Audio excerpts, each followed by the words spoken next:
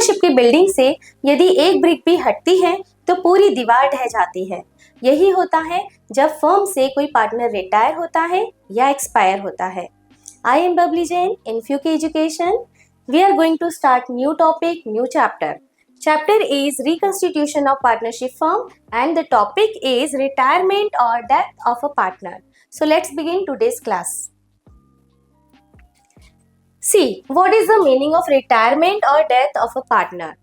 So, when a partner retires or dies, we need to calculate how much money the firm owes them. It means when any partner is going to take retirement of the firm, we need to calculate the amount that we have to pay to him because now he is going from the firm. Okay, so this is called the amount due. This we will calculate. Okay, so this amount includes whatever things included in this amount. These are the here capital. First one is capital. The balance is the capital account of the partner. Means when partner enter in the firm, he bring capital. Okay, उसने capital लेकर आया था. And now if he is going from the firm permanently, so we have to return back that capital amount. Okay, so we will return it. Then next one is goodwill. So when you remember now, when partner came in the firm, when the time of admission, so he brought goodwill. Okay, and he has given goodwill to the other partners. So similarly, when he is going from the firm, what he need, he will take back amount of goodwill. Okay, so the retiring or deceased partner must be given their share of goodwill. उसको उसकी goodwill का share मिलना चाहिए because he has also worked in the firm. उसने भी firm में contribute किया है एंड फर्म की गुडविल एस्टैब्लिश करने में हेल्प की है. So now he will take his part return. So we will give them back. Now one more thing, revaluation of profit and loss. Again, what we will do here, we will revaluate the asset and liabilities as we did when the partner admit the firm. Okay, when he has taken admission, उस time पे हमने क्या किया था, asset and liabilities को revaluate किया था जिससे ये पता चले कि current टाइम में asset और liabilities की कितनी वैल्यू है जब एक पार्टनर फर्म में एंटर हो रहा है. सिमिलरली हम यहाँ पे भी क्या करेंगे, जब पार्टनर फर्म से रिटायर हो रहा है इस समय भी हम ये देखेंगे कि whatever the current position of our asset and liabilities. Okay, so we will calculate that current amount and उसमें जो भी प्रॉफिट या लॉस होगा उसका शेयर हम रिटायरिंग पार्टनर को जरूर देंगे. ठीक है, बिकॉज ये उसका राइट बनता है. So he will take this devaluation profit और loss again. Okay, now one more thing, accumulated profits or reserves. Accumulated profits or reserves, it means whatever reserves we have kept aside in our balance sheet, जिसको हमने इसलिए रखा था कि in future we will need it, but now retiring partner is going from the firm permanently. Okay, so he will take his portion of reserve back क्योंकि उसने लगाया था बट अब उसको तो नीड है, मतलब वो यहाँ से जा रहा है फर्म से तो वो फ्यूचर में तो हमारे साथ है नहीं, तो उसने उसका जो भी प्रॉफिट का शेयर था वो हमें उसको रिटर्न करना होगा. Clear? So accumulated profit or reserve, it means like general reserve or profit and loss account. If suppose there is any credit balance it means profit is there, so then we will give him. Okay, otherwise loss है तो उसको तो वो share कर नहीं रहा है, profit है तो वो लेकर जाएगा. Right? So these are shared in the old ratio. ये हमें ध्यान रखना है कि जो भी चीजें हैं old, in old balance sheet, मतलब जो हमारी बैलेंस शीट में जितनी भी चीजें हैं, अक्यूमुलेटेड प्रॉफिट हो गया, रिजर्व हो गया, ये सारी चीजें जो भी है ये प्रीवियस ईयर से रिलेटेड होंगी, मीन्स ओल्ड होंगी, तो हम इनको ओल्ड प्रॉफिट शेयरिंग रेशो में ही डिस्ट्रीब्यूट करेंगे. ओके, सो यहाँ पे आप ये कॉन्सेप्ट याद रख सकते हो O प्लस O का. Okay, O means old partners in old ratio. Okay, so whatever old amount due in the balance sheet we will adjust them in old ratio. Clear? Old ratio में distribute होगा और whatever the ratio he will get we will return it. So these are some things which we have to keep in our mind while calculating the amount which we have to give to the retiring partner or deceased partner. Okay, so one more time I'm telling you, capital means जो भी उसने capital अपनी introduce की थी business में वो हम return करेंगे. Goodwill we will return him back, and revaluation, profit or loss, whatever will be there, we will return back. Okay, then accumulated profit or reserves, if suppose they are also in the balance sheet, we will return them also. Clear? So these things we have to calculate while a partner is retiring from the firm. जब कोई आता है तो लेकर आता है, अब यहाँ से जा रहा है तो उसको ये सारी चीजें वापस मिलेंगी. So this is about retiring partner. Now अब हम इनको कैलकुलेट कैसे करेंगे? First I told you, see share in the profit, ये भी है जैसे अभी हमने बात की थी कि एक्यूमुलेटेड प्रॉफिट इन रिजर्व दे रहे हैं, रिवैल्यूएशन का प्रॉफिट या लॉस दे रहे हैं, कैपिटल दे रहे हैं, साथ ही में हम उसको और क्या दे रहे थे, गुडविल भी रिटर्न कर रहे थे. ओके, वो 4 आइटम्स हमने वहां देखे. One more thing here, share in profit till date of death. अगर मान लो कि डेथ वाला कॉन्सेप्ट है तो हम यहाँ पे क्या करेंगे कि जिस दिन डेथ हुई है उस दिन तक का प्रॉफिट कैलकुलेट करेंगे और उसमें भी उसका जो शेयर बनता है, जो पार्टनर डिसीज्ड पार्टनर है उसका जो शेयर बनता है वो उसको रिटर्न कर दिया जाएगा. So if a partner dies, their profit up to the date, that date is calculated and added.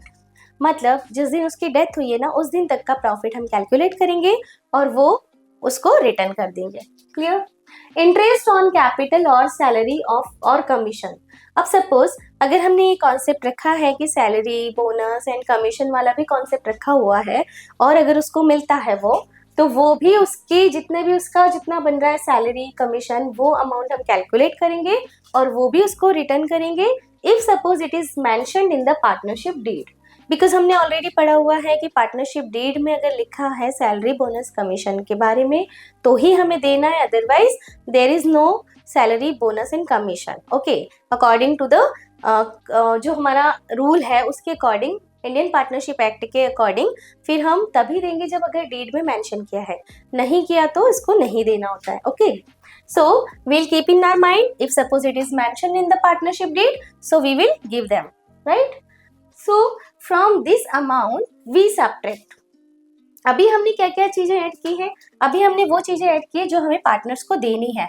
मतलब कैपिटल, एक बार हम यहाँ फिर से लिख लेते हैं, कैपिटल देनी है हमें, गुडविल में शेयर देना है, जो उसका शेयर है गुडविल का, that we will return, and accumulated profit, reserves, this we will give him back. Okay, and उसके बाद अगर कोई प्रॉफिट में अगर शेयर है देन वो in case of death, and suppose interest है, interest on capital, so IOC है ना, and salary, bonus, commission, salary, bonus, commission, अगर इनमें से उसको कुछ मिल रहा है तो ये भी, means these all things we will add. ठीक है, after adding all the things we will subtract. देखो ये तो सब चीजें वो लेकर जाएगा, बट कुछ चीजें हमें उससे लेनी भी रहेंगी, जैसे कि एनी लॉस फ्रॉम रिवैल्यूएशन. अगर रिवैल्यूएशन में प्रॉफिट हो रहा है तो हम दे रहे हैं, लॉस होगा तो हम उससे माइनस करेंगे, तो loss on revaluation. Okay, loss on revaluation we will minus,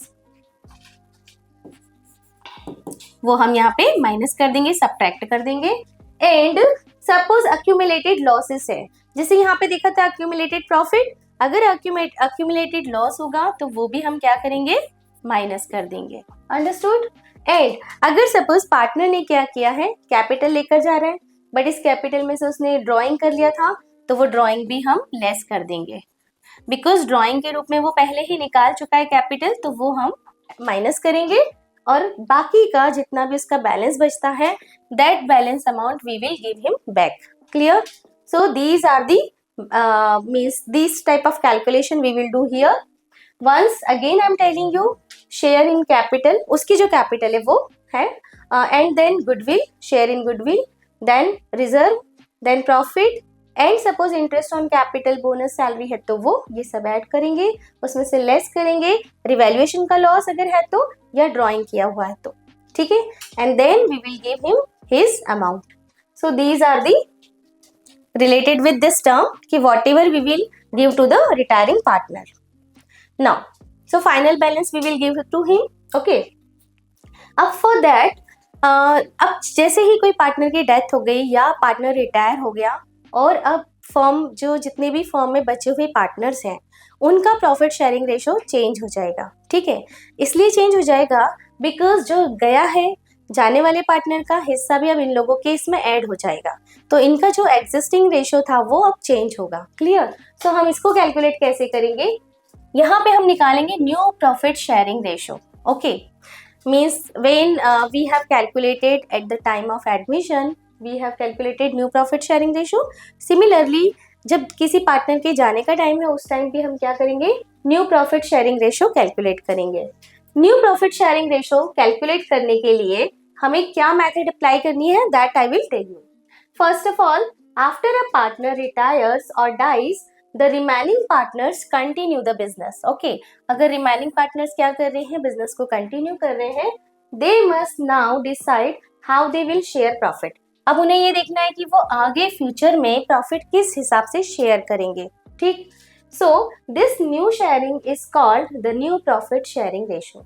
जब वो ये डिसाइड करते हैं कि अब हमें किस रेशो में प्रॉफिट को शेयर करना है इन फ्यूचर, इसको बोला जाता है new profit sharing ratio.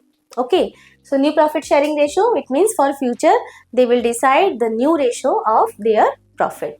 So it is decided by, ये decide कैसे होगा?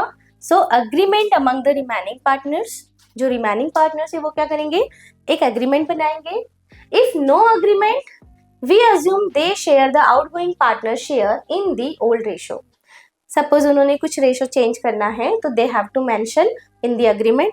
वो अग्रीमेंट में शेयर करेंगे, अग्रीमेंट में उस चीज को लेकर आएंगे कि भाई अब हम नेक्स्ट हमारा ये रेशो रखना चाहते हैं. If they have done nothing related with this, तो they will share equally in the old ratio. Okay, जो करते थे पुराने रेशो में उसी रेशो में वो शेयर करेंगे. These 2 points are very important. Once again I am telling you, when the partners are going to decide new profit sharing ratio, once they will think about agreement, suppose they have written anything in agreement, so according to that they will decide कि whatever the ratio, new ratio will be there. Okay, if suppose they have nothing written in the agreement, so they will share the new profit also, they will share in old ratio. Okay, old ratio ही उनका नया ratio बन जाएगा because उन्होंने कुछ भी लिखा नहीं है. तो ठीक, सो यहाँ पे हमारा टॉपिक कंप्लीट होता है, रिटायरमेंट और death of a partner. Retirement और डेथ पार्टनरशिप का एंड है, लेकिन रिकंस्टिट्यूशन एक नई शुरुआत है. यही है पार्टनरशिप की beauty. So I hope you like this video. So now please हमारे चैनल को लाइक एंड सब्सक्राइब कीजिए, जुड़िए फ्यूके एजुकेशन ऐप के साथ और इन्हीं टॉपिक्स को और डिटेल में पढ़ने के लिए कंटिन्यू बने रहिए हमारे साथ.